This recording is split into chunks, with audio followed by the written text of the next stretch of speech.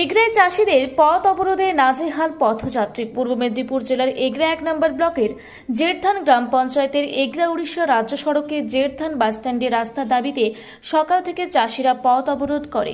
চাষিদের দাবি, দীর্ঘ 1.5 বছর সময় পেরিয়ে গেলেও রাস্তার কাজ করেনি প্রশাসন। চাষিদের জমি থেকে ফসল তুলে বাড়িতে আনার জন্য যে রাস্তাটির প্রধান মাধ্যম, সেই রাস্তাটি কাজ শুরু করে অকেজো অবস্থায় 1.5 বছর ফেলে রেখেছে।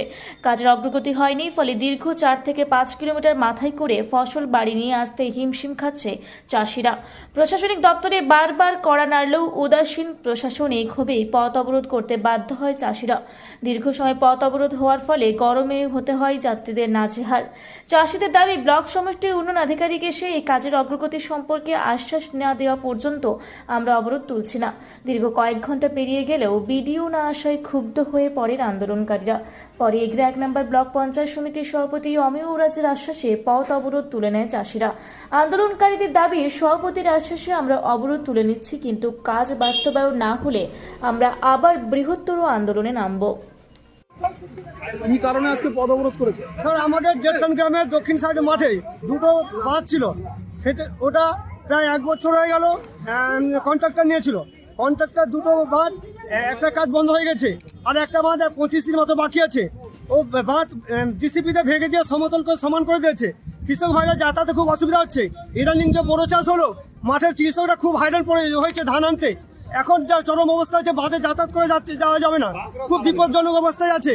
আমরা চাইছি দ্রুত কাজ করুক, নাহলে আমাদের কাছে প্রশাসন আসুক, এখানে কথা দিক কবে কাজ করবে, নাহলে আমরা বন্ধ করবো না। আমাদের লাগাতার এই ধর্ম চলবে, এই আমাদের পথ অবরোধ চলবে। প্রশাসনকে জানিয়েছে?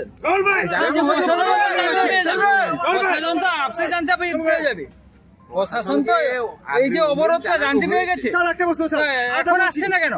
আরেকটা প্রশ্ন বলছি, যে কন্ট্রাক্টর কাজ নিয়েছে কেন করছেন এসে বলুক, কেন করবেন এসে তার এসে বলুন, রাস্তায় কেন করবেন কাজ করি? দুটো রাস্তা বন্ধ হয়ে গেছে।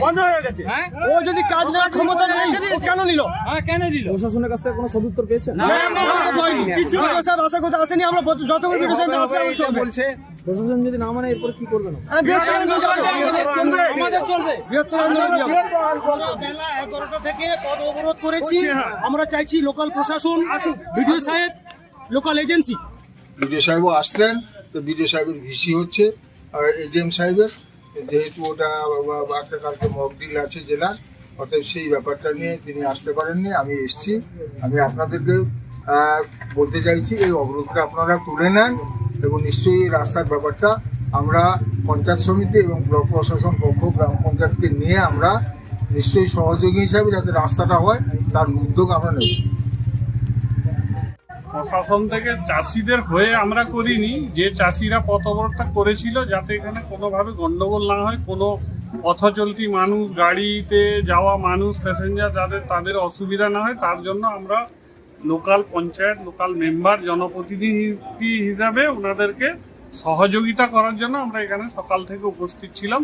কৃষকরা তাদের দাবি ব্লক প্রশাসন, বিডিও সাহেবের সঙ্গে কথা বলে সভাপতি সাহেব এসেছিলেন, আশ্বাস দিয়েছেন আগামী 15 দিনের মধ্যে ওই রাস্তাটার কাজ চালু হবে।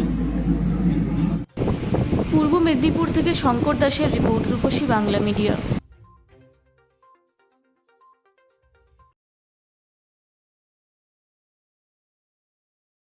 পুরা ব্লকের লধুরকা গ্রামের অদূরে অবস্থিত দৌলত পাবলিক স্কুলের দখলে থাকা বেশ কিছু জমি নিয়ে শুরু হয়েছে আইনি জটিলতা। 1197 দাগের যে বেলাবহল মৌজা এবং 2239 দাগের যে লধুরকা মৌজা, এই দুটো জমি আপনারা প্লিজ কেউ কিনবেন না, কারণ আপনারা বিপদে পড়তে পারেন, আইনি একটা লড়াইতে পড়ে যেতে পারেন।